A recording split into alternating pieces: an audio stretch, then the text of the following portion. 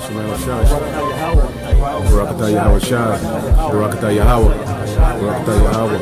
Barakatah Yahweh Shai.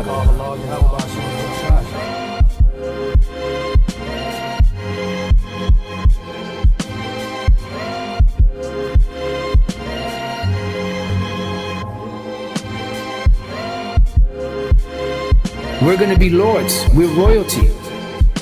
We're going to have the allodial title.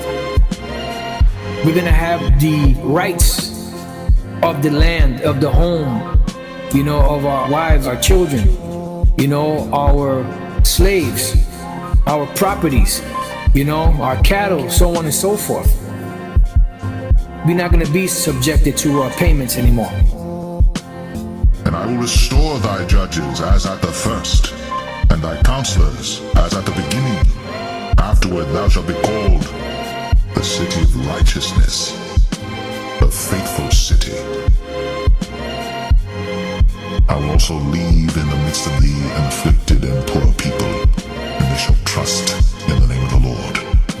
The remnant of Israel shall not do iniquity, nor speak lies, neither shall a deceitful tongue be found in their mouth, for they shall feed and lie down, and none shall make them afraid. Sing, O daughter of Zion, shout, O Israel. Be glad, and rejoice with all the heart, O daughter of Jerusalem. The Lord hath taken away thy judgments. He hath cast out thine enemy. The King of Israel, even the Lord, is in the midst of thee. Thou shalt not see evil any more. In that day it shall be said to Jerusalem, Fear thou not, and to Zion, let not thine hands be slack. The Lord thy God in the midst of thee is mighty. He will save. He will rejoice over thee with joy. He will rest in his love. He will joy over thee with singing. I will gather them that are sorrowful for the solemn assembly, who are of thee, to whom the reproach of it was a burden. Behold, at that time I will undo all that afflicts thee, and I will save her that halteth, and gather her that was driven out. And I will give them praise and fame in every land where they have been put to shame. At that time will I bring you again, even in the time that I gather you. For I will make you a name and a praise among all people of the earth, when I turn back your captivity before your eyes, saith the Lord.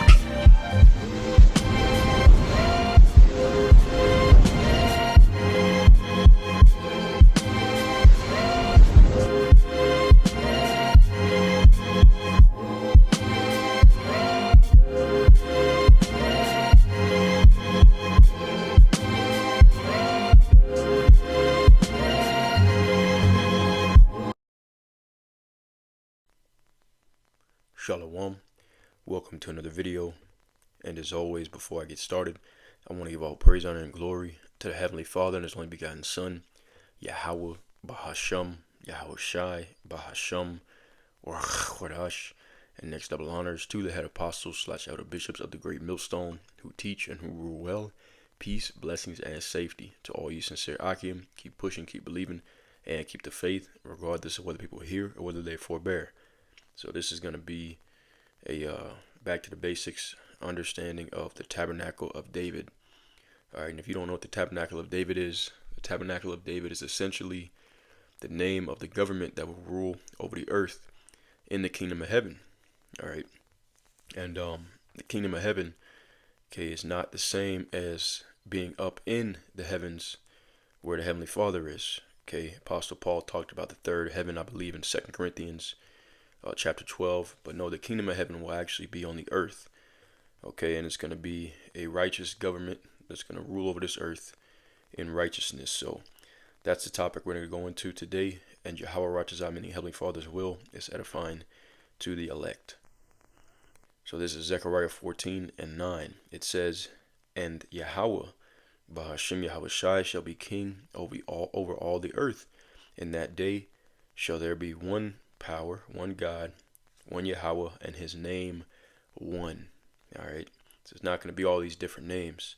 Okay, everyone's going to know the true name of the Heavenly Father and His only begotten Son, and it's going to be revealed before His second coming. Why? Because When Jacob's trouble comes, the great tribulation, all of those that call on that name, the true name of the Heavenly Father, Yahweh B'Hashem Yahushai, all right, will be delivered. And everyone else calling on these different names, they're going to die. So everyone's going to know who the true servants of the Lord are and what his correct name is in that time. All right, but once again, the kingdom of heaven will be a hostile takeover. All right, Yahweh B'Hashem Yahushai taking over the earth and ruling over the earth in righteousness. All right, so when he comes at his second coming, Yahweh Shai, okay, the Son of the Most High, all right, this is what he's going to do. 1 Corinthians 15:24, it says, "Then cometh the end, when he shall have delivered up the kingdom to the Most High." And once again, the kingdom, all right, meaning rulership on the earth. "Even the Father, when he shall have put down all rule and all authority and power." So as the scriptures say, Job 9:24, the earth is given into the hand of the wicked. But Yahweh Shai at his second coming, he's going to strike through kings. Okay, he's going to destroy the kings of the earth and take their crowns. It talks about this in Revelation, the 19th chapter.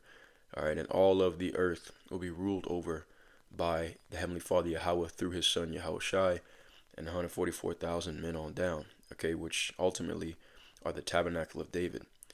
Now let's go to Isaiah chapter 9. Isaiah chapter 9, I'm going to read verses 6 through 8. It says, "For unto us a child is born, unto us a son is given, and the government shall be upon his shoulder, and his name shall be called Wonderful, Counselor, the Mighty God, the Everlasting Father, the Prince of Peace." Now, when you go into this word, all right, government, okay, it says the governing body of a nation, state, or community. It says the relation between a governed and a governing word. All right, so this is going to be a government. It's going to sit upon the shoulder of Yahweh Shai.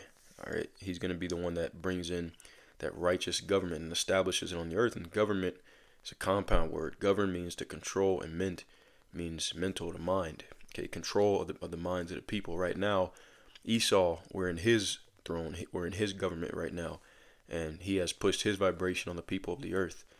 All right, but in the day when Yahweh Shai returns, all right, to set up a righteous rulership, okay, everyone will be controlled by the law, statutes, and commandments of the Heavenly Father.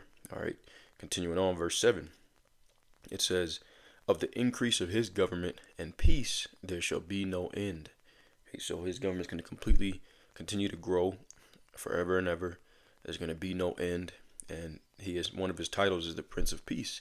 All right, there's going to be peace. There will not be war between the nations in the government of the Tabernacle of David. It says, "Upon the throne of David and upon his kingdom to order it and to establish it with judgment and with justice, henceforth, even forever. The zeal of Yahweh B'Hashem Yahushai, power of host, will perform this." Okay, so he's going to make it happen. All right, let's get Amos, the 9th chapter. The reason why there's going to be no war is because the nations will be in subjection. This is Amos chapter 9 and verse 11. "And in that day will I raise up the tabernacle of David that is fallen, and close up the breaches thereof, and I will raise up his ruins, and will build it, and I will build it as in the days of old." Okay, for that short period of time when David was ruling, if you read about his rulership, mostly in 2 Samuel, 1 Kings, okay, you'll see that the heathens were in subjection. All right, it says that they may possess the remnant of Edom and of all the heathen which are called by my name, saith the Lord that doeth this. So it's going to be a repeat of that. All right, the heathens are going to once again be taken down, and they're going to be ruled over, governed over, all right, by Yahweh, by Hashem Yahweh Shai and his word. All right, this is truth. Okay, the laws, the statutes, the commandments will be implemented over like the same way that we live under Esau's law. Okay, everyone will live under the law of the Heavenly Father. All right, let's continue on. Let's get Isaiah 16 and 5. As a matter of fact, Salakia, did I read this verse 12? I'll read it again. "That they may possess the remnant of Edom and of all the heathen which are called by my name, saith Yahweh B'Hashem Yahushai, power of hosts that doeth this." So it's his will to do this, but once again, the nations will not be fighting because they'll be in subjection. All right, let's get Isaiah chapter 16 and verse 5. It says, "And in mercy shall the throne be established." The throne, okay, he'll be king over all the earth, just like we read in Zechariah 14 and 9. and he shall sit upon it in truth in the tabernacle of David, judging and seeking judgment and hasting righteousness. And once again, he's going to share that rulership, all right, with his elect, as it says in Revelations 2:25 on down. Isaiah 32:1, behold, a king shall reign in righteousness, and princes shall rule in judgment. Okay, that king will be Yahushua, King David. Okay, and then the rest of the 144,000 being the princes. King David being the top prince. All right, as it says in Ezekiel 37. Okay, now let's get a few more scriptures and get ready to wrap it up. Just something quick. Okay, Wisdom of Solomon. Wisdom of Solomon, chapter 5 and verse 15. It says, but the righteous live forevermore. Their reward also is with the Lord, and the care of them is with the Most High. Verse 16, therefore shall they receive a glorious kingdom and a beautiful crown from the Lord's hand. For with his right hand shall he cover them, and with his arm shall he protect them. Right, the righteous meaning the elect. Okay, the only ones that are going to be accounted righteous in these last days. All right, and we'll get Isaiah 2. All right, once again, he's going to share that joint rulership with them. And all the nations will be under the rule, the control, the mental control of the laws, statutes, commandments of the Heavenly Father. This is Isaiah chapter 2 and verse 2. And Micah 4 parallels this chapter as well. It says, and it shall come to pass in the last days that the mountain of the Lord's house shall be established in the top of the mountains. A mountain is another word for government.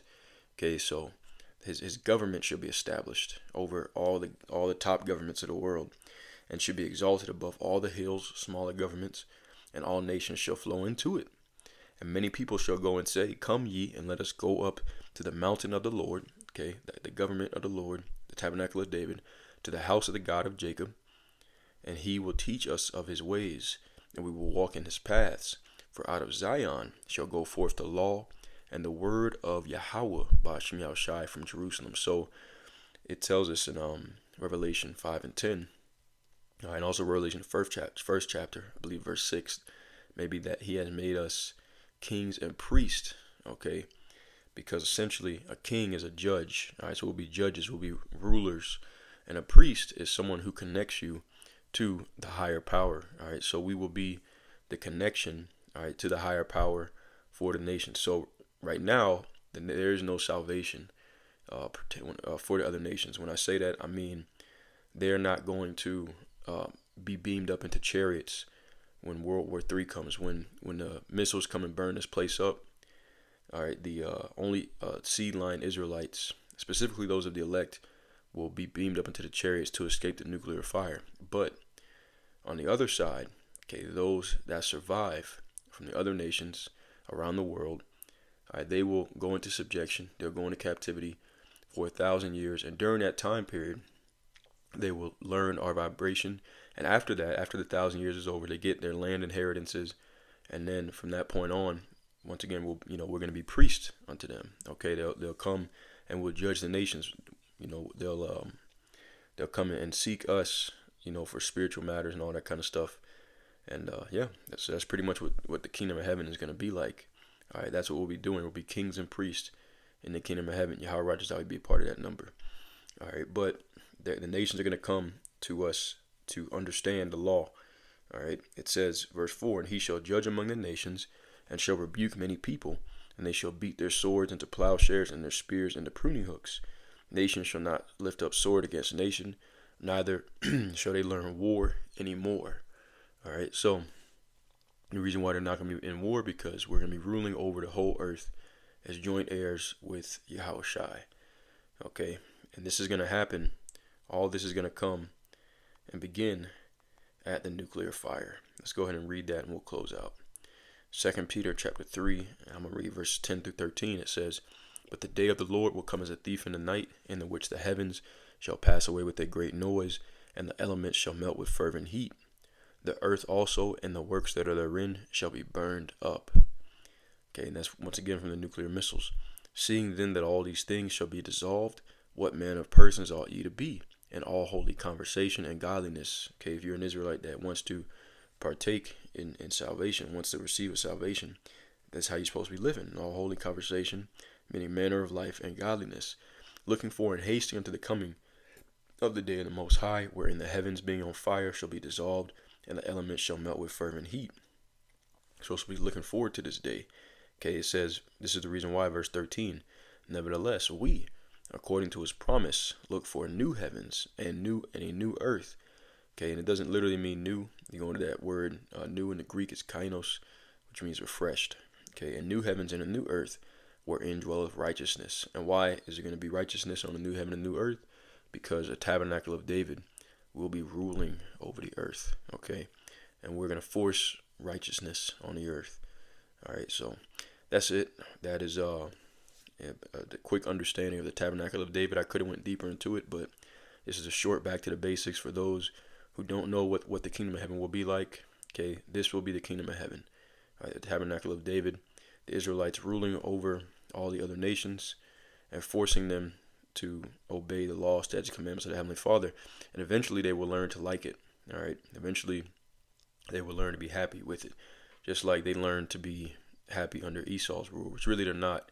You know, the nations are going against them now, but for a period of time they were. Okay, but in our kingdom, the whole earth will rejoice. So we're going to close out with that. Yahweh righteous, I was edifying. As always, all praise, honor, and glory to Yahweh, Bahasham, Yahweh Shai, Bahasham, Rak, Chodesh. And until next time, Shalom, and abide b'ball.